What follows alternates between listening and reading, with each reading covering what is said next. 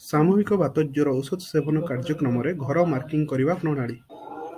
ଘରର ସମ୍ମୁଖ ଭାଗ କାନ୍ଥରେ ଚକ୍‌ରେ ମାର୍କିଂ କରିବାକୁ ସ୍ଥାନ ନିର୍ଦ୍ଧାରଣ କରନ୍ତୁ। କାନ୍ଥର ରଙ୍ଗ ଧଳା ହୋଇଥିଲେ ରଙ୍ଗୀନ ଚକ୍ ବ୍ୟବହାର କରନ୍ତୁ। କାନ୍ଥ ମାର୍କିଂ ନିର୍ଭୁଲ ଏବଂ ସ୍ପଷ୍ଟ ହେବା ଉଚିତ। ପ୍ରଥମେ ଟିମ୍ ନମ୍ବର ପାଇଁ T- ଦେଇ 01 ଲେଖନ୍ତୁ। T ଟିମ୍‌କୁ ସୂଚାଉଛି, 01 ଟିମ୍ ନମ୍ବରକୁ ସୂଚାଉଛି। ହାଇପେନ୍ ଦେଇ M ଲେଖନ୍ତୁ। M ଆଗାମୀ MDA ରାଉଣ୍ଡକୁ ସୂଚାଉଛି।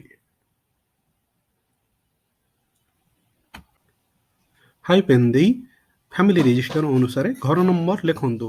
ଉଦାହରଣ ସ୍ୱରୂପ ଘର ନମ୍ବର ଫ୍ୟାମିଲି ରେଜିଷ୍ଟର ଅନୁସାରେ 5 ହେଇଥିଲେ ହାଇପେନ୍ ଦେଇ 05 ଏହିପରି ଲେଖନ୍ତୁ। ଟିମ୍‌ର ଗତି ଦିଗକୁ ସୂଚାଇବା ପାଇଁ ଟିମ୍‌ର ଗତି କରୁଥିବା ଦିଗ ଅନୁସାରେ ଏହିପରି ତୀର ଚିହ୍ନ ବା ଏରୋ ମାର୍କ ଦିଅନ୍ତୁ। ଏରୋ ମାର୍କ ତଳେ ପରିଦର୍ଶନର ତାରିଖ ଲେଖନ୍ତୁ। ଏହିପରି ଭାବରେ ଔଷଧ ସେବନ କରିଥିବା ସଦସ୍ୟ ସଂଖ୍ୟା ବିଭକ୍ତ ସମୁଦାୟ ଯୋଗ୍ୟ ସଦସ୍ୟ ସଂଖ୍ୟା ଲେଖନ୍ତୁ।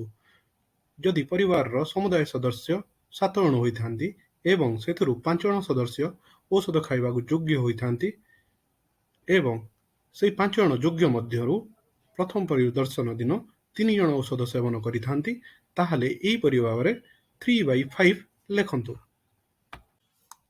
ଏହିପରି ଭାବରେ ପ୍ରଥମ ପରିଦର୍ଶନ ସମୟରେ ହାଉସ୍ ମାର୍କିଂ କରନ୍ତୁ।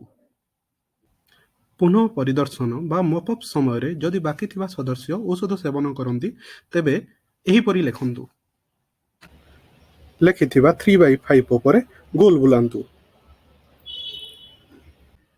ବାକି ଥିବା 2 ଜଣ ସଦସ୍ୟ ଔଷଧ ସେବନ କଲେ 5/5 ଲେଖି ପୁନଃ ପରିଦର୍ଶନର ତାରିଖ ଉଲ୍ଲେଖ କରନ୍ତୁ।